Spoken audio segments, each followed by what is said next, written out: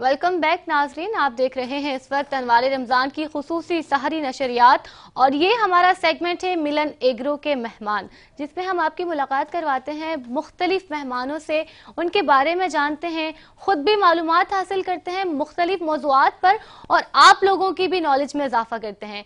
आज हमारे साथ जो बहुत ही खूबसूरत और मोअज़्ज़ज़ मेहमान गिरामी मौजूद हैं, मैं तारुफ करवाती चलूँ उनका।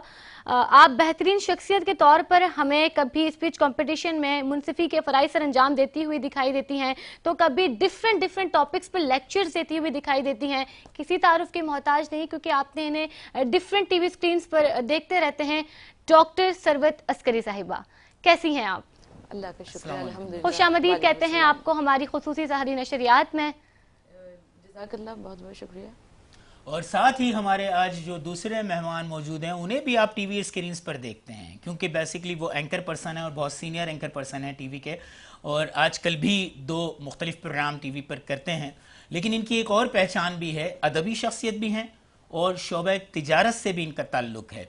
हमारे बहुत मोहतरम दोस्त, मोतबर दोस्त, बहुत अच्छा बोलते हैं और आज इनसे गुफ्तगू में यकीनन हमें भी लुत्फ़ आएगा और आपको सुनने वालों को भी बहुत लुत्फ़ आएगा। हमारे साथ मौजूद है मोहतरम सिद्दीक सरवर साहब। अस्सलाम वालेकुम सर। वालेकुम अस्सलाम। कैसे मिजाज हैं आपके? ठीक ठाक हैं? बिल्कुल, अल्लाह का बड़ा करम, आपकी दुआएं। आप कैसे हैं? बस अल्हम्दुलिल्लाह बिल्कुल ठीक ठाक, दुआ है आपकी। और बात का आगाज हम आपसे ही करते हैं। पहले सवाल, वैसे हमेशा ये एक रस्म है कि लेडीज फर्स्ट, उन्होंने अपना तारुफ करवा दिया, तोड़नी चाहिए ना कभी तो ये रस्म। नहीं, लेकिन सिद्दीक सरवर साहब, फिर मैं अगर इस तरह की बात है तो मैं पहली बात ये कहूंगा कि अगर लेडीज फर्स्ट है तो अल्लाह ने पहले आदम को क्यों बनाया, हव्वा को क्यों नहीं बनाया? तो ये तो हम अल्लाह ने ये आप लोगों की दुनियावी सोच है, दुनियावी सोच के हिसाब से। आदम अलैहिस्सलाम चाहे दुनिया में पहले आए हों या ना आए हों, लेकिन याद रखिए कि हजरत आदम अलैहिस्सलाम के लिए भी हजरत हव्वा का वजूद बहुत जरूरी था। बेशक दोनों एक दूसरे के लिए लाजिम और मलज़ूम है। बिल्कुल, सिलसिला कायनात की इब्तिदा हजरत आदम और हजरत हव्वा से करार पाई, तो ये एक हकीकत है। सिद्दीक सरवर साहब, मैं आपसे पहला सवाल पूछूंगा। माशाअल्लाह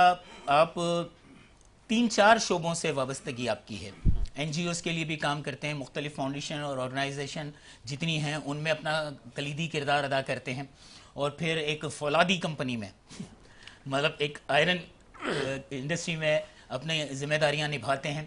इसके बाद मीडिया पे भी हफ्ते में 2 बार नज़र आते हैं। तो ये सब कुछ कैसे मुमकिन, सफ़र का आगाज़ कैसे हुआ और इतनी सारी ढेर सारी चीज़ें कैसे शामिल होती चली गई, कुछ थोड़ा सा बताएं। जी सलमान साहब, बहुत शुक्रिया आपका कि आपने इस स्पेशल जो सहरी ट्रांसमिशन है उसमें मदऊ किया। देखिए, जब इंसान कुछ करना चाहता है तो वक्त निकालना फिर निकल ही आता है। इस मट्टी का जो कर्ज है वो आपको चुकाना जरूर है। इस मट्टी ने अगर आपको कुछ किसी काबिल बनाया है तो उसको आपने रिटर्न क्या दिया। तो कोशिश यही होती है कि हमारी आज की यूथ को, जिस तरह से आपने NGOs के साथ हमारी एसोसिएशन को कहा, जो इस वक्त की जो यूथ है, जो बच्चे हैं, स्पेशली मैं उनको कहता हूं जो कल को आने वाले दिनों में, हमारे पाकिस्तान में वैसे 60% से ज्यादा जो है ना वो इस वक्त यूथ है, तो अपना आप हिस्सा डालें। उसके बाद फिर जो है ना वो आप कहेंगे कि हाँ यार मैंने भी कुछ किया, कोई एक पौधा लगाया, पौधा लगाएं, फिर उसकी आबियारी करें। जब आबियारी करेंगे तो फिर यकीनन कल को आपको कोई फल मिलेगा उसका। बाकी मसरूफियात जो है ना जिंदगी की, आप देखें रोजी रोटी के लिए, किचन चलाने के लिए तो आपको काम करना ही पड़ते हैं, उसके लिए फिर आप बाकी सारी चीजें जो है ना कर रहे होते हैं, सारी चीजें मैनेज करते हैं। जी बिल्कुल बिल्कुल सही कहा आपने। बिल्कुल जी नूर, अब आप आगाज करेंगी? हम आगाज करें, आप कर चुके हैं आगाज, तो अब हम वो सांस लेने के लिए रुकते हैं ना जरा सा। हम चलते हैं, हमारी जो एक गेस्ट मौजूद है मोहतरम डॉक्टर अस्करी साहिबा। तो आपने क्योंकि PhD की है और यकीनन जब हम PhD करते हैं तो हमें थीसिस सबमिट करवानी होती है और थीसिस के लिए हमें कोई ना कोई एक टॉपिक चूज करना होता है। तो मैं जानना चाहूंगी कि आपने कौन सा टॉपिक चूज किया था? बिस्मिल्लाहिर्रहमानिर्रहीम, अस्सलाम वालेकुम। सबसे पहले मैं आपको और आपकी पूरी टीम को, बल्कि तमाम आलम इस्लाम को माह रमज़ान मुबारक की मुबारकबाद पेश करना चाहती हूँ, और इस दुआ के साथ कि परवरदिगार आलम इस माह रमज़ान मुबारक को हम सब के लिए बरकतों का, रहमतों का सरचश्मा करार दे। आमीन सुम्मा आमीन। और सवाल आपका बड़ा खूबसूरत है, इसलिए कि आपने सवाल ये किया कि आखिर यही टॉपिक क्यों आपका टॉपिक मुझे जो पता चला था वो ये है सीरत नबी मुस्तफ़ा सल्लल्लाहु अलैहि वसल्लम। तो मैं अपने नाजरीन और ख़ुद की मालूमात में भी इजाफा करना चाहूँगी कि इतना खूबसूरत टॉपिक है और बहुत कम लोग जो है वो सीरत नबी सल्लल्लाहु अलैहि वसल्लम में भी मेरा टॉपिक जो है वो क़ब्ल अज़ ऐलान रिसालत था। तो जिस वक्त मेरा एमफिल से पीएचडी में कन्वर्जन हो रहा था तो मेरे उस्ताद ने मुझको इंटरनेट पर वो तमाम तर रिसर्च स्कॉलर्स की जो कि मौज़ूआत के इन्वानात थे वो दिखाए और उन्होंने कहा कि अच्छा, हैरत अंगेज़ बात उस वक्त उन्होंने ये डिस्कवर की। उन्होंने कहा कि जितना भी काम है रिसर्च स्कॉलर्स का वो ऐलान रिसालत के बाद है, ऐलान रिसालत से पहले बहुत कम काम है। तो मेरे मुंह से बेख्तियार निकला, मैंने कहा सर ये काम आप मुझको दीजिए। तो मेरे पीएचडी के थीसिस का टॉपिक है कि हुजूर नबी करीम सल्लल्लाहु अलैहि वसल्लम के इखलाक़ हसना क़ब्ल अज़ ऐलान रिसालत ता ऐलान रिसालत। तो यानी 40 बरस की ज़िंदगी को हमने हाईलाइट किया। लेकिन बहुत अफसोस के साथ मुझे ये अर्ज़ करना पड़ रहा है कि क्योंकि मैं बड़ी बड़ी लाइब्रेरीज़ में जाया करती थी और बड़ी बड़ी जो तारीख़ी किताबें थी उन सबको देखा करती थी और उन्हीं के हवालेजात तलाश किया करती थी। तो अफसोस की बात ये थी कि बड़ी बड़ी किताबों में, तबरी में, याकूबी में हमें सिर्फ चंद हेडिंग्स मिला करती थी 40 साल पर, यानी हुजूर नबी करीम सल्लल्लाहु अलैहि वसल्लम की विलादत, सरकारे दो आलम सल्लल्लाहु अलैहि वसल्लम का बचपन और उसके बाद आगाज़ शबाब और उसके बाद चंद वाक़यात जिसमें तामीर काबा है, खल्फुल फजूल है, नुमाया वाक़यात जो थे और उसके बाद ऐलान रिसालत। यानी किसी भी बड़ी शख्सियत को बयान करने के लिए उसकी कामयाबी का तज़किरा ज़रूरी हुआ करता है, लेकिन उस कामयाबी को उस तक पहुंचने के लिए उससे पहले भी उसकी एक मुसलसल ज़िंदगी हुआ करती है। तो मेरी मिसाल उस मछेरे जैसी थी कि जो रोज़ाना दरिया के किनारे बैठता हो, रोज़ाना जाल समंदर में, दरिया में डालता हो और वो जाल रोज़ाना खाली वापस आता हो, लेकिन उसके बावजूद अल्लाह ताला का एहसान था और अल्लाह के रसूल सल्लल्लाहु अलैहि वसल्लम का मुझ पर एहसान था। एक नाते रसूल मकबूल सल्लल्लाहु अलैहि वसल्लम में मुझे याद है कि जब मैं ये थीसिस लिख रही थी और बड़ा मुश्किल था तो मैं वो नाते रसूल मकबूल सल्लल्लाहु अलैहि वसल्लम पढ़ा करती थी कि या नबी नजरे करम फरमाना ए हसनैन कहलाना। तो इमाम हसन और इमाम हुसैन अलैहिस्सलातु वस्सलाम का वास्ता दिया करती थी आका सल्लल्लाहु अलैहि वसल्लम को और सरकारे दो आलम सल्लल्लाहु अलैहि वसल्लम ने नजरे करम फरमाई और ये मेरा थीसिस ना सिर्फ ये कि मुकम्मल हुआ बल्कि जमा भी हुआ और उसके बाद इसी के ऊपर मुझे पीएचडी की डिग्री भी माशाल्लाह माशाल्लाह। और आपको डॉक्टरेट भी मिली तो एक ऐसे शोबे में मिली। जहाँ तक आपने एक बात कही, मैं यहाँ हम सब की ही मालूमात में इजाफे के लिए कहना चाहूँगा कि हज़रत सल्लल्लाहु अलैहि वसल्लम की ज़िंदगी का अगर हम जिक्र करते हैं तो आपने तो उनकी पैदाइश से 40 साल तक के हालात और वाक़यात मुरतब किए। क्या खूबसूरत बात है कि हज़रत सल्लल्लाहु अलैहि वसल्लम फरमाते हैं, एक बार जिब्रील ने उन्हें पूछा कि या रसूल अल्लाह आपको नबूवत कब अता हुई, तो उन्होंने कहा कि जब आदम का जिस्म सांस और मट्टी के दरमियान था तो मुझे नबूवत अता कर दी गई थी। उसका इजहार 40 साल की उम्र में हुआ, ऐलान रिसालत, उसका इजहार और ऐलान नबूवत जो हुआ, जबकि नबूवत तो उस वक्त मिल गई थी कि अभी आदम की रूह भी जो है जिस्म में दाखिल होकर सांस नहीं लिया था पहला। तो हमारे आका तो वजह तख्लीक कायनात है। और मैं आपकी तरफ दोबारा लौटूंगा और आपसे मेरा सवाल ये होगा कि क्या महसूस होता है आजकल के दौर में, आप क्या देखते हैं, यूथ के लिए इतना काम आप कर रहे हैं इन रमज़ानुल मुबारक में भी और उनके अलावा भी, क्या यूथ उन एक्टिविटीज़ में हैं जो बहैसियत मुसलमान नौजवानों को किरदार अदा करना चाहिए? क्या वो किरदार अदा हो रहा है या आप समझते हैं उनका मुस्तकबिल अच्छा है, रोशन है, या जिस सिमत में हम मोबाइल, फेसबुक, गूगल इस चीज़ों में जा रहे हैं तो आप क्या समझते हैं कि उन पे वर्क और मेहनत करने की ज़रूरत है? जी सलमान साहब, आपने बड़ी एक यूथ की जो दुखती हुई रग है उस पर हाथ रखा है। बिल्कुल। देखें, यूथ को हम बता क्या रहे हैं, यूथ को हम किस सिमत लेके जा रहे हैं। ड्राइविंग सीट हमारे पास है, हमारे आबाओ अजदाद ने आज तक जो हमें सिखाया, क्या हम वो अपने कन्वर्ट करके अपनी औलाद को वो चीज़ें बता रहे हैं या नहीं बता रहे हैं? एक वक्त था जब हमारे एक नारे के ऊपर जब कायद-ए-आज़म मोहम्मद अली जिन्ना साहब ने पाकिस्तान बनाया, पाकिस्तान और इस्लाम बिल्कुल एक कॉपी की तरह थे। बेशक सब लोग लब्बैक का नारा लगा के पाकिस्तान की तरफ चल निकले। आज उनकी औलादें, आज पाकिस्तान पे जब बुरा वक्त आया तो उनकी औलादें क्या कर रही हैं कि वही डॉलर तिजोरियों में रख के बैठे हुए हैं। एक वक्त था कि अपना सब कुछ इस मुल्क के लिए कुर्बान करके, इस्लाम दो कौमी नजरिए के ऊपर ना, कि हिंदू हमारे साथ कभी भी मिलकर, दो कौमी नजरिए के ऊपर हम इस पाकिस्तान, इस पाक खित्ते में आए। पाक खित्ता किस वजह से, मैं कहता हूँ कि ये एक मस्जिद है, بے شک جب یہ پاکستان کا آپ جغرافیہ دیکھیں تو جب اس کو پاکستان کا نام دیا گیا، جب 1935 میں چودھری رحمت علی نے اس کا نام تجویز کیا، بہت ساری روایات میں یہ بھی آتا ہے کہ 1928 میں ایک کاظمی صاحب ایبٹ آباد کے رہنے والے تھے، جنہوں نے اس وقت کی یونائٹڈ انڈیا کی جو گورنمنٹ تھی ان کو ایک لیٹر لکھا تھا کہ میں ایک میگزین نکالنا چاہتا ہوں جس کا نام پاکستان ہوگا۔ اچھا زبردست، ماشاءاللہ۔ وہ چونکہ اس وقت کاپی رائٹ کا کوئی آپشن موجود نہیں تھا تو اس وجہ سے وہ ان کا نام دب گیا، تو وہ 1935 میں چودھری رحمت علی جو کہ آکسفورڈ یونیورسٹی کے اسٹوڈنٹ تھے اس وقت، ان کی وجہ سے پھر جو ہے نا وہ ان کا نام آ گیا کہ انہوں نے پاکستان کا نام تجویز کیا تھا۔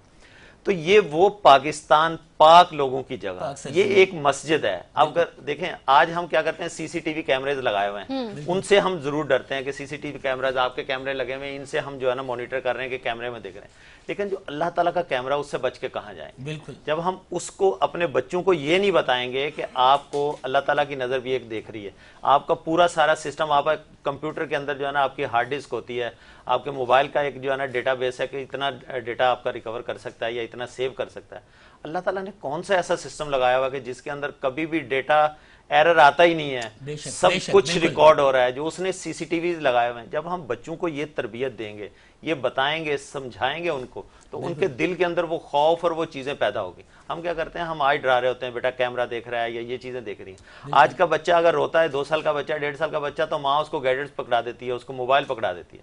ایک وقت وہ تھا کہ جب ماں تلاوت قرآن پاک کرتی تھی، بچہ پیدا ہوا 15 پارے کا حافظ۔ یہ وہ دور تھے جب بچوں کی تربیت کی جاتی تھی، اور آج ہم کیا کہتے، بچوں کو 1 سال کا بچہ، 1.5 سال کا بچہ، اس کو موبائل پکڑا دیتے ہیں۔ ہاں بالکل، ایسا دیکھا ہے کہ کھانا نہیں کھا رہے لوگ، موبائل میں کارٹون ہے، اب وہ کارٹون دیکھتے ہوئے کھانا کھا رہے ہیں۔ سہاگا، پھر ہم بچوں کی تربیت کرنے کی بجائے ان کا کیریئر، ان کا مستقبل داؤ پہ لگا دیتے ہیں۔ ہم ایک کیا کہتے ہیں کہ KG1 میں، اور اس سے پہلے نرسری اور پلے گروپ، اور اس میں بچوں کو اسکول بھیج دیتے ہیں۔ اب بیبی سیٹر جو ہے نا وہ کیا خیال کرے گی؟ جب ایک ماں اپنے بچے کی، اپنی اولاد کی تربیت نہیں کر سکتی تو پھر دوسرا کیا کرے گا؟ آج کل کے اسکول جو دیکھیں 120 گز کے گھر میں اسکول کھلے ہوئے، وہ بچوں کی تربیت کر رہے ہیں۔ کیا تربیت کر رہے ہیں؟ وہ وہاں پر فیشن شو ہو رہے ہیں، والدین کو لبھانے کے لیے پیرنٹس ٹیچر میٹنگ رکھی جا رہی ہے ہر ہفتے کو، پیر کو، سنڈے کو، کوئی ایسا دن رکھا ہے۔ اور دوسری بات، جو وہاں پہ پڑھانے والی ٹیچرز ہیں، اگر آپ ان کی تعلیم دیکھیں تو وہ بھی کوئی میٹرک پاس سے، کوئی انٹر پاس سے۔ تو یہ دیکھیں استاد کا سب سے زیادہ افسوس کی بات یہ ہے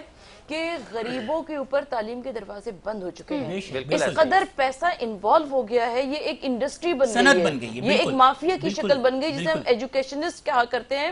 اور اس سے پہلے غریب کا بچہ بھی ڈاکٹر بن جایا کرتا تھا، غریب کا بچہ بھی انجینئر بن جایا کرتا تھا، لیکن اب جو طبقاتی تعلیمی نظام بن گیا ہے، اس کی وجہ سے غریبوں کے اوپر علم کے دروازے بند ہو گئے ہیں، اور صرف پرائیویٹ یونیورسٹیز کے نام پر بڑے بڑے امیر لوگوں کے لیے ان کے بچے پڑھ رہے ہیں، اور علم کے جو ڈگریاں آج آپ جو ڈگریاں مل رہی ہیں نا، یہ بیسیکلی آپ کے تعلیمی اخراجات کے وہ رسیدیں ہیں، آپ نے کتنا خرچ کیا، اور یہ بعد میں وصول کیے جاتی ہیں، بعد میں وصول کی جتنا پیسہ آپ لگا رہے ہیں پھر وہ بالکل ایسا ہی ہے۔ بزنس ہے یہ بھی، وہ یہی تھا کہ بچوں کو ہم تربیت کیا دیں۔ جب اس طرح کی تربیت ہوگی، جب ہم بیج بوئیں گے کپاس کا، تو ہم وہاں سے گنے کی یا گندم کی امید کیسے رکھ سکتے ہیں کہ وہاں پر؟ اور آپ نے بہت اچھی بات کہی، اور آپ نے بھی جو بیچ میں انٹرپٹ کر کے اضافہ کیا، میں اب آپ سے ہی آپ کی طرف ایک سوال لے کر آتا ہوں۔ کیا آپ سمجھتی ہیں کہ دور جدید کی مائیں وہ کردار ادا کر رہی ہیں بچوں کی تربیت میں، جو ہم کہا کرتے تھے کہ بچے کی پہلی درسگاہ جو ہے وہ ماں کی گود ہے؟ دیکھیے، دور جدید کی ماں مجھے نہیں معلوم کہ وہ کردار ادا کر رہی ہے یا نہیں کر رہی ہے، اس لیے کہ میں اس وقت بہت سارے ٹی وی چینلز کے اوپر مصروف ہوں، میں دیکھتی ہوں کہ بہت سارے بچے آتے ہیں وہاں، ڈیبیٹ سیگمنٹس میں بھی آتے ہیں، وہ اپنی صلاحیتوں کو بھی استعمال کرتے نظر آتے ہیں۔ تو وہ نوجوان جن کے پاس بہت ساری دلچسپیاں تھیں، لیکن اس کے باوجود وہ ایک پازیٹیو سرگرمی میں مشغول اور مصروف ہے، تو یہ بات بھی مد نظر رکھنی چاہیے۔ لیکن اس کے باوجود ہمیں یہ بات بھی مد نظر رکھنی چاہیے کہ آج کے دور میں ماں بڑی مصروف ہو گئی ہے، اور جب ماں مصروف ہو گئی ہے تو اس کے پاس اپنے گھر کے لیے، اپنے بچوں کے لیے ٹائم نہیں ہے۔ میں سب سے زیادہ جو بات کروں گی کہ اس وقت مہنگائی بہت زیادہ ہو گئی ہے، اور اتنی زیادہ مہنگائی ہونے کی وجہ سے مرد بھی کمانے کے لیے نکلتا ہے، عورت بھی کمانے کے لیے نکلتی ہے، بچے بھی کچھ نہ کچھ کرنے کی کوشش کرتے ہیں۔ اچھا، پہلے زمانے میں کم میں بھی گزارا ہو جایا کرتا تھا، اب گزارا برکتیں ہوا کرتی تھی، برکتیں اس لیے ہوا کرتی تھی کہ اگر روٹی بھی پکتی تھی تو وہ قرآن کی تلاوت پہ پکا کرتی تھی، سبحان اللہ، گانے کی جھنکار پہ نہیں پکا کرتی تھی۔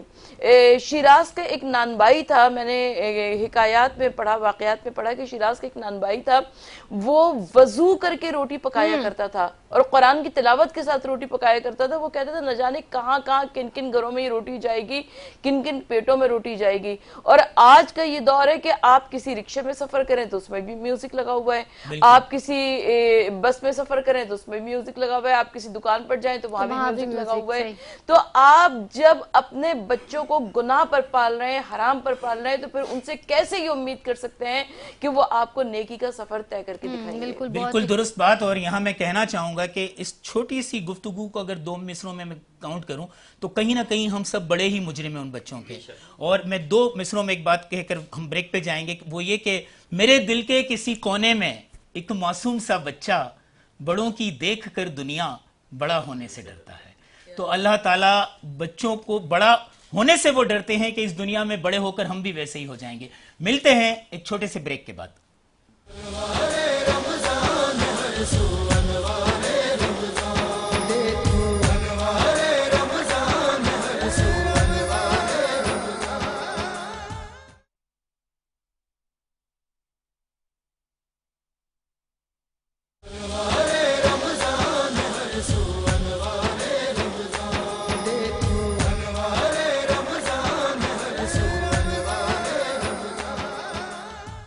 Welcome back. انوار رمضان کی خصوصی سحری نشریات میں ایک بار پھر تمام دیکھنے والوں کو خوش آمدید کہتے ہیں، اور یہ ہمارا سیگمنٹ ہے ملن ایگرو کے مہمان، جس میں ہماری بہت ہی دلچسپ گفتگو چل رہی ہے۔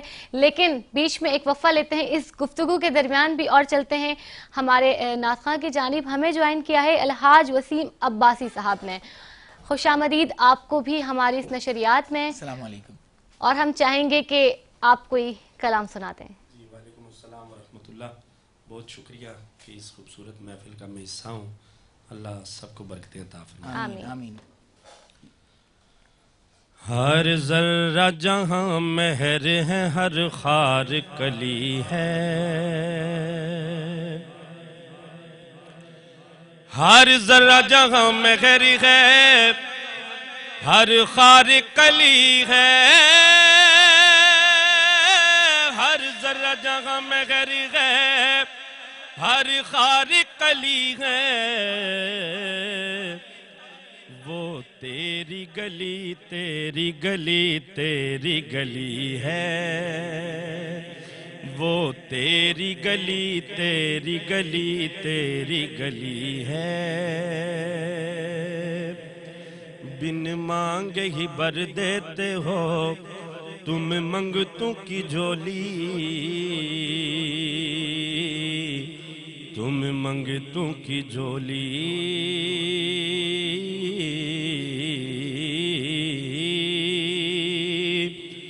بن مانگے ہی بھر دیتے ہو تم منگتوں کی جھولی،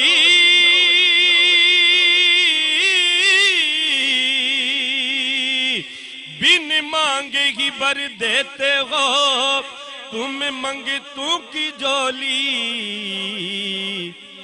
یہ تیری عطا ہے، یہ تیری شان جلی ہے، یہ تیری عطا ہے، یہ تیری شان جلی ہے، چمکے گا لحد میں بھی تیرے منگتے کا چہرہ، تیرے منگتے کا چہرہ، چمکے گا لحد میں بھی تیرے منگتے کا چہرہ، چمکے گا لحد میں بھی تیرے منگتے کا چہرہ، کیوں؟ مٹی جو تیرے در کی میرے منہ پہ ملی ہے، مٹی جو تیرے در کی میرے منہ پہ ملی ہے، آقا وہ تیری گلی تیری گلی تیری گلی ہے، ایک میں ہی بیکاری نہیں دربار کرم کا، دربار کرم کا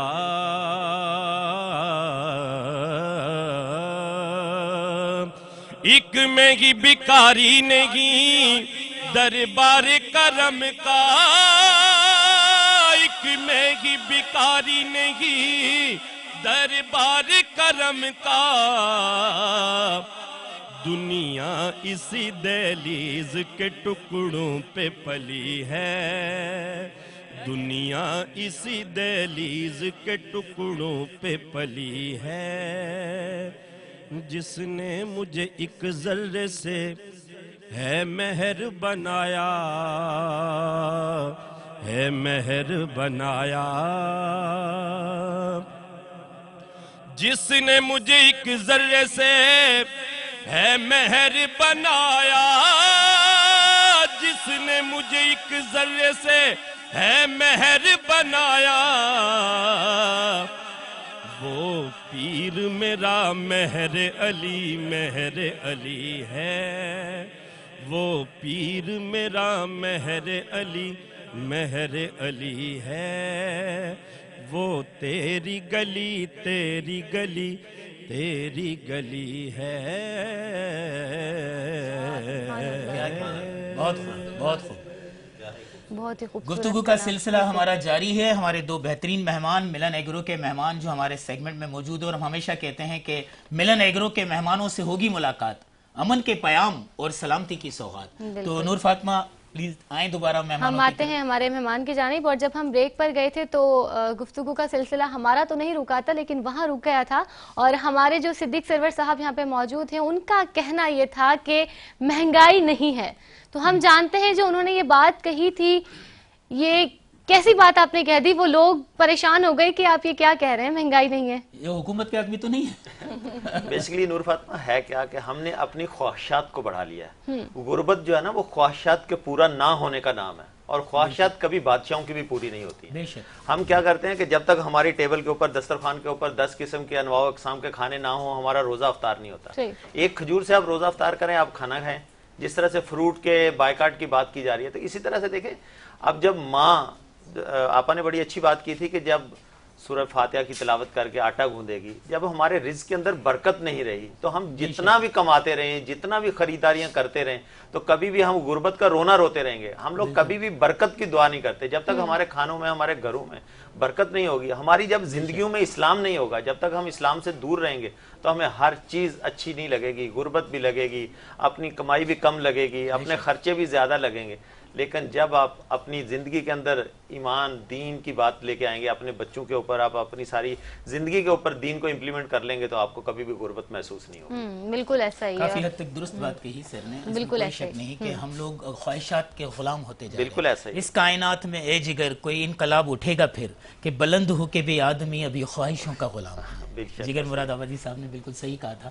جی آپ میم کی طرف جائیں گی نور؟ ہاں میم کی طرف چلتے ہیں، اور میں کیونکہ آپ نے بہت ہی خوبصورت بات کہی تھی، جب خواتین کی بات چل رہی تھی تو آپ نے کہا کہ ہماری جو خواتین ہیں وہ آج کل نہ اس طرح سے تلاوت قرآن پاک کا اہتمام کرتی ہیں، نہ ہی اس طرح سے آیات پڑھتی ہیں کہ جو ہمارے رزق میں برکت پیدا کرے یا ہماری جو اولادیں ہیں ان میں وہ چیز ٹرانسفر ہو۔ تو ایسی کون سی چیزیں ہیں جو ان کو اپنانی چاہیے، وہ جس کے ذریعے اس طرف راغب ہوں اور وہ دوبارہ سے جو ہماری ہوتی تھی سیرت سیدہ فاطمہ تو زہرا رضی اللہ تعالیٰ عنہا کے پاک دامنی کے جو واقعات ہیں، ان کی جو کہانیاں ہیں، ان کی جو حیا کی باتیں ہیں، ان کی جو تلاوت قرآن پاک کی باتیں ہم سنتے ہیں، تو ہم بھی اس نقش قدم پر چل سکیں پھر؟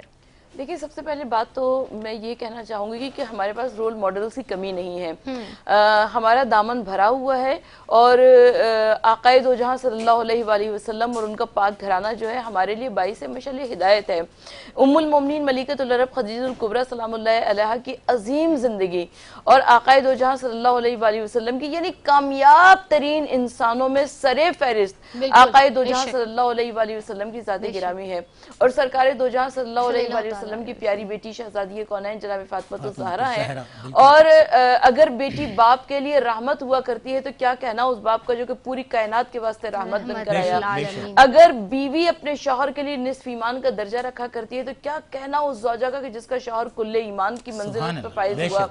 और तमाम माओं के कदमों के नीचे जन्नत हुआ करती है, लेकिन क्या कहना उस माँ का कि जिसके बच्चे जवानाने जन्नत के सरदार हैं। चलो सलाम करें उसके आस्थाने को, हुसैन पाल के जिसने दिया जमाने को। हम सब पर एहसान है रब्बे करीम का कि उसने शहजादी कौनैन जनाब फातिमा ज़हरा जैसी ज़ाते गिरामी आलम इस्लाम के वास्ते दी। आज अगर हम शहजादी कौनैन जनाब फातिमा ज़हरा के घराने से कुछ सबक हासिल करें तो यकीनन हमें इस तरह की नशिस्तों की ज़रूरत नहीं पेश आएगी कि फातिमा ज़हरा सलामुल्लाह अलैहा जौ को पीस कर आटा बनाती थी, आटे को गूंद के रोटियां पकाती थी और इतनी मेहनत किया करती थी कि फातिमा ज़हरा सलामुल्लाह अलैहा के हाथों में छाले पड़ जाया करते थे और वो छाले हाथों में फट जाया करते थे। आज बच्चे हमसे सवाल ये करते हैं कि फातिमा ज़हरा का एक मुख्तसर घराना था, यानी 2 मियाँ बीवी थे, एक वालिदा थी फातिमा बिनते असद और 2 बच्चे थे, इमाम हसन और इमाम हुसैन जनाब ज़ैनब और बीबी उम्मे कुलसूम तो बाद में पैदा हुई। तो इतने छोटे से घराने के लिए इतनी चक्की पीसी जाती थी कि चक्की हाथों में छाले पड़ जाया करते थे, छाले हाथों में फट जाया करते थे। मालूम ये हुआ कि कोई यतीम, कोई मिस्कीन, कोई असीर, कोई फकीर दर सैयद आलम से खाली हाथ नहीं जाया करता था। शहजादी कौनैन सलामुल्लाह अलैहा अस्हाबे सुफ़्फ़ा पर वो अफराद जो कि नए नए मुसलमान हुए थे उन सबको खाना पककर जनाब सैयदा सलामुल्लाह अलैहा के घर से जाया करता था। और जनाब सैयदा, आज हम वुमेन एम्पावरमेंट की बात करते हैं, क्या आकाए दो जहां सल्लल्लाहु अलैहि वसल्लम की प्यारी बेटी अगर सरकारी जो कि अंबिया के सैयद सरदार हैं उनकी बेटी के लिए किसी किस्म की लग्जरीज की कमी नहीं थी, लेकिन कायनात बनाई आकाए दो जहां सल्लल्लाहु अलैहि वसल्लम की प्यारी बेटी है।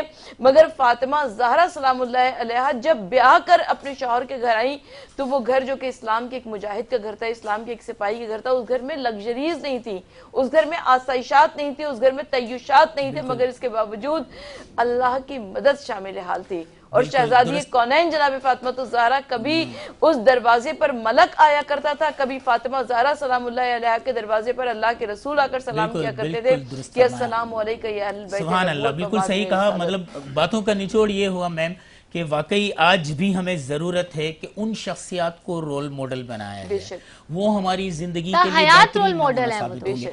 आप मुझे कह रही थी कि आप खास तौर पर सिद्दीक सरवर साहब से एक सवाल जरूर पूछना चाहती हैं। वो बिल्कुल यही कि क्योंकि आपने इंट्रोडक्शन में जब जिक्र किया था तो आपने बताया था कि ये होस्ट भी हैं, डिफरेंट मीडिया पर हमें दिखाई देते हैं और काफी चीजें हैं। तो सिद्दीक सरवर साहब, आज आप इधर बैठे हैं, वैसे आप इधर बैठे होते हैं, फर्क क्या है? वहां बैठकर कैसा लग रहा है कि आप सवालात पूछते हैं, आज आप जवाबात दे रहे हैं? देखें, आज खुल के बोलने का मौका मिल रहा है, वहां बैठ के लिमिटेड हो जाता है बंदा के एक क्वेश्चन छोड़ा, सवाल छोड़ने के बाद फिर जो है ना वो गेस्ट के ऊपर होता है। आज जो है ना वो खुद फील हो रहा है कि नहीं यार, अंदर से बात करने का मौका मिल रहा है। तो हमारा जो फील्ड है उसमें बात करने के लिए जिस तरह से मैडम ने बड़ी अच्छी बातें की कि हमने आज अपने बच्चों को रोल मॉडल कौन से दे दिए। हमने रोल मॉडल दिए हैं टिकटॉकर, सिंगर, यूट्यूबर, इस तरह के रोल मॉडल्स दे दिए हैं। अब जब इस तरह के रोल मॉडल्स दे दिए हमने तो वो फिर यकीनन उन्हीं को कॉपी करके उन्हीं के पीछे चलने की कोशिश करेंगे। तो जो हमारे एक्चुअल रोल मॉडल्स हैं उनको हम भूल क्या गए जब हमारे घर पे कुरान की तिलावत ही नहीं होगी, माँ के मुंह से हम कभी इस तरह की कोई चीज सुनेंगे नहीं, तो बच्चों को कैसे पता चलेगा कि रोल मॉडल हमारे कैसे हैं। और भूल बैठे तो फिर आज यहाँ बैठ गए। बिल्कुल, बेशक। और सिद्दीक सरवर साहब के बारे में एक और बात भी बताता चलूं, बहुत अच्छे अखबार लिखते हैं, कोटेशंस बहुत लिखते हैं, फेसबुक पे काफ़ी पॉपुलर हैं और इनकी सवानाए उम्री भी तकमील के मराहिल में है। चूँकि ये पंजाब के एक छोटे से गांव से ताल्लुक था, मैं गांव का नाम जरा डिस्ट्रिक्ट विहाड़ी का तहसील है बूरेवाला, जहाँ से वखार यूनुस का भी ताल्लुक है। बूरेवाला से ये यहाँ आए, जरिए मतलब माश के लिए आए यहाँ, और फिर आज अल्लाह ताला ने इन्हें एक बेहतरीन आयरन इंडस्ट्री में एक बेहतरीन पोस्ट पर, और इनकी किताब जो समाने उम्री आने वाली है उसका नाम भी बड़ा खूबसूरत है, उसका नाम है खाक के पुतले से पैकर फौलाद तक। तो हमारी दुआ है, ये आपने पहले से ही जो है ना वो उसको डिस्क्लोज कर दिया नाम को। जी बिल्कुल, हमारे प्रोग्राम के जरिए कुछ ना कुछ तो यूनिक होना चाहिए ना, कोई मालूमात तो जानी चाहिए ऐसी जो कि ना पता हो लोगों को। बिल्कुल صدیق سرور صاحب، آپ دونوں شخصیات اپنی اپنی فیلڈ کے ماشاءاللہ بہت معتبر اور محترم نام ہیں، اور آج جتنی پوزیٹیو گفتگو ہوئی، جتنی اچھی بات ہوئی، آخری مراحل میں ہم یہی چاہیں گے کہ آپ دونوں باری باری کوئی پیغام ہماری یوتھ کے نام، ہماری نسل کے نام، ہمارے معاشرے کے نام، تو پہلے سر آپ دیں وہ پیغام ہماری یوتھ اس رمضان المبارک کا احترام کرتے ہوئے۔ دیکھیں، سب سے پہلا پیغام میرا جو ہوگا نا، اس وقت پاکستان جس کریٹیکل سچویشن سے گزر رہا ہے اس کو مد نظر رکھتے ہوئے بی پاکستانی بائے پاکستانی، جب تک آپ پاکستان کی پروڈکٹ کو نہیں اپنائیں گے، پاکستان کی مصنوعات کو نہیں خریدیں گے، نہیں آگے لے کے بڑھیں گے، تو آپ کے اوپر جو ہے نا وہ ٹریڈ ڈیفیسٹ جس کی بات کرتے ہیں، اگر آپ امپورٹ کرتے رہیں گے تو آپ کے اوپر اور ٹریڈ ڈیفیسٹ بڑھتا چلا جائے گا۔ ان سیاستدانوں سے کوئی بھی امید مت رکھیے گا۔ دنیا کو اس وقت ہمارے پاکستان کے ٹریڈ ڈیفیسٹ سے کم مسئلہ ہے، سب سے بڑا مسئلہ اس وقت ٹرسٹ ڈیفیسٹ کا ہے، جو کہ ہمارے کسی بھی سیاستدان کے اوپر، کسی بھی دنیا کے کسی بھی کنٹری کا، جن کو ہم ہمالیہ سے بڑی، شہد سے میٹھی، سمندروں سے گہری دوستی کی مثالیں دیتے ہیں، لیکن وہ ہمیں کس طرح سے اس وقت جتنے بھی ہمارے ساتھ مسائل ہیں، کوئی بھی ہمیں ڈالر دینے کے لیے تیار نہیں ہے، جو کہ ہم نے اپنے ڈالر کو پیر و مرشد سمجھا ہوا ہے، بنایا ہوا ہے۔ تو یقیناً آپ کو اپنی مصنوعات کے اوپر جو ہے نا وہ ریلائی کرنا پڑے گا، بی پاکستانی بائے پاکستانی۔ بہترین، آپ کیا کہنا چاہیں گی؟ میں بالکل جناب صدیق صاحب کی بات کو آگے بڑھاتے ہوئے کہوں گی کہ گھر کی خاطر سو دکھ جھیلے، گھر تو آخر اپنا ہے۔ تو اگر ہم اس گھر کی خاطر مشکلات کو برداشت کریں گے تو انشاءاللہ تعالی ہم کامیاب و کامران بھی ہوں گے، دنیا میں بھی ہماری عزت ہوگی اور آخرت میں بھی ہماری عزت ہوگی۔ اور یہی زندگی ہے، اسی کا نام زندگی ہے۔ ہم ہمیشہ کوشش کرتے ہیں کہ ہمارے یہاں جو مہمان آئیں، ہم ان سے جو گفتگو کریں اس سے ہماری نوجوان نسل کو کوئی فائدہ پہنچے، کیونکہ جو آج کل ہم ہر چیز سے دور ہوتے جا رہے ہیں، ادب و احترام سے دور ہوتے جا رہے ہیں، آج کل ہمارے اخلاق حسنہ وہ نہیں رہے جو ہونے چاہیے تھے۔ تو اس حوالے سے اگر ہمارے پاس کچھ وقت ہے تو ہم گفتگو کو جاری رکھتے ہیں۔ نور، آپ پوچھنا چاہیں گی کچھ؟ آپ جاری رکھیے۔ میں آپ سے ہی پوچھنا چاہوں گا صدیق سرور صاحب، آپ نے ایک کہا تھا، چونکہ آج کل آپ پروگرام بھی کسی نوعیت کا کر رہے ہیں، آپ نے پہلے تو کہا مہنگائی نہیں ہے، پھر آپ نے اس کی وضاحت بھی فرمائی، اب اس کو سولوشن بھی دیں، حل بھی بتائیں۔ دیکھیں، سلوشن ہمارے پاکستان کے پاس اس وقت اس خطے کو، جہاں اللہ تعالیٰ نے چاروں موسم دیے، ہم ایک زرعی ملک کہہ رہے ہیں اپنے پاکستان کو، ہمارے یہاں پر مخلص لوگوں کی کمی ہے۔ جب تک رول اینڈ ریگولیشن کو امپلیمنٹ کرانے والا کوئی نہیں آئے گا، تب تک ہم لوگ جو ہے نا وہ اسی طرح سے پوری دنیا کے ساتھ پیستے چلے جائیں گے۔ سب سے بڑا سلوشن اس وقت ہمارے پاکستان کا، جو ہمارا امپورٹ کا سب سے 43% جو ہمارے امپورٹ کا بل ہے وہ آئل کے اوپر ڈیپینڈ کرتا ہے۔ آج ہم آئل کے اوپر پابندی لگا دیں، ایڈیبل آئل کے اوپر، کھانے والا تیل ہم آج سے منگوانا بند کر دیں۔ میں کہتا ہوں کہ 1 ہفتہ لگے گا، 15 دن لگیں گے میکسیمم، ہم اپنا ٹیسٹ ڈیولپ کر لیں گے۔ ہمیں سرسوں کے تیل کے اوپر شفٹ ہو جانا چاہیے۔ ہماری اپنی زرعی زمینیں ہیں، زرعی زمینوں کے اوپر وہ ایک الگ چیز ہے کہ زرعی زمینیں کاٹ کے ہم لوگ جو ہے نا وہ پیورنیس ہے اس کی، تو بات ہی الگ ہے نا۔ اگر ہم وہ والا آئل گھر پہ یوز کرنے لگیں تو آپ کا ٹیسٹ جو ہے نا وہ بلڈ اپ ہوا ہوا کہ آپ نے فون کرنا ہے اور وہ کون سی سروس ہے جس سے آپ کے گھر پہ ہر چیز آپ کے ڈور سٹیپ پہ آ جائے گی۔ یہ جو ہے نا پھر وہی والی آپا والی بات آ جائے گی، ماؤں کو کردار ادا کرنا ہوگا۔ آپ اس کے سرسوں کے تیل کے اوپر آ جائیں، آپ کا امپورٹ بل کا 40% جو ہے نا وہ آپ ریڈیوس کر دیں گے۔ دوسرا سلوشن آپ کا سب سے بڑا مسئلہ جو ہے نا وہ آپ انرجی کو جو پروڈیوس کرتے ہیں اس کے اوپر سب سے زیادہ خرچ ہوتا ہے آپ کا۔ آپ کے پاس گوادر سے لے کے بدین تک اتنی بڑی ساحلی پٹی ہے، کیوں نہیں لگاتے اس کے اوپر ونڈ پاور؟ دنیا کی کون سی طاقت آپ کو روکتی ہے؟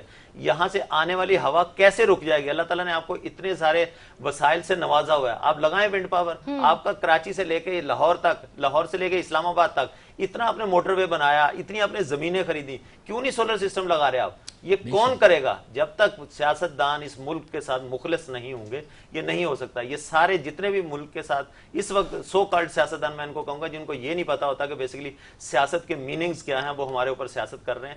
جس طرح سے ہم لوگ، آپ کی جیب میں اگر 1000 کا نوٹ ہوگا نا تو آپ دیکھیں گے اگر میں کسی کو غریب کو بھی دوں گا نا تو دیکھ بھال کے دوں گا کہ مستحق ہے یا نہیں ہے، مستحق نہیں ہے، اس کو چھان بین کریں گے۔ کبھی ووٹ دیتے ہوئے چھان بین کی، جب تک ہم لوگ اس نوٹ کی طرح ووٹ کی اہمیت کو نہیں سمجھیں گے تب تک ہم پاکستان کو کامیاب نہیں کریں۔ میں بہت مختصراً میں پوچھوں گا، انہوں نے جتنی باتیں کی، بحیثیت آپ ایک ظاہر سی بات ہے خود بھی ایک پروفیشنل لیڈی ہیں، آپ مانتی ہیں ان چیزوں کو، تسلیم کرتی ہیں؟ بالکل 100% باتیں صحیح ہیں، لیکن ان باتوں میں بہت ساری باتوں کو ہم اور بھی ایڈ کر سکتے ہیں، اور میں مختصراً یہ عرض کرنا چاہوں گی کہ ہے دل کے لیے موت مشینوں کی حکومت، احساس مروت کو کچل دیتے ہیں آلات۔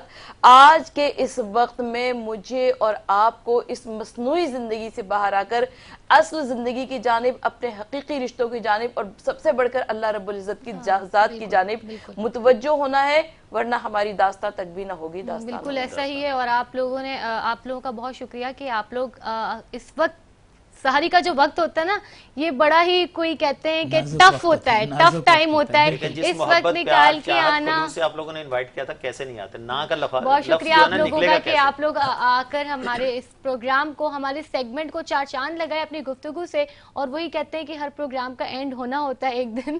تو اس وقت ہمارے اس پروگرام کا، اس سیگمنٹ کا یہیں تک کا وقت تھا. ملتے ہیں ایک بریک کے بعد. آپ دونوں کا شکریہ.